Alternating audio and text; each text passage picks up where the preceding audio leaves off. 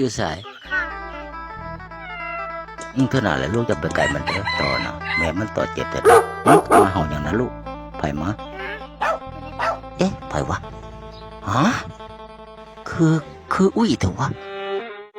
ลูกตาบอดอยู่นี่เป็นลูกสิไปซ้ายบ่กินข้าวก่อนบ่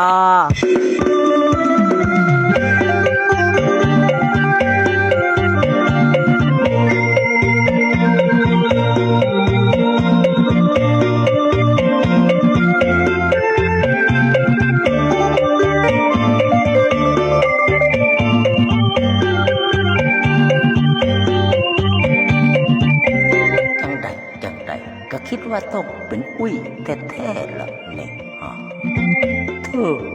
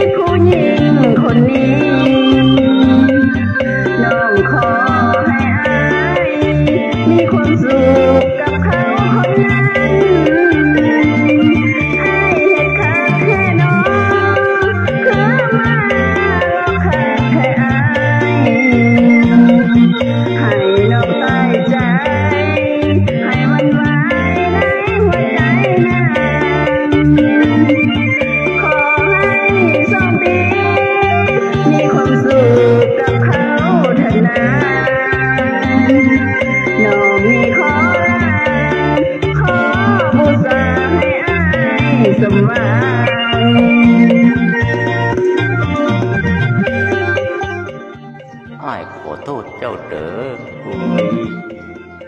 มือนั่นอ้ายไปหลังเจ้าแหลกแต่บทเป็นผู้ใดพอมาก็เถื่อน โทรศัพท์อ้ายก็ตกน้ำต่อจากหันบ่นานโรคโควิดก็เข้ามาระบาดอย่างแรงอ้ายขอโทษ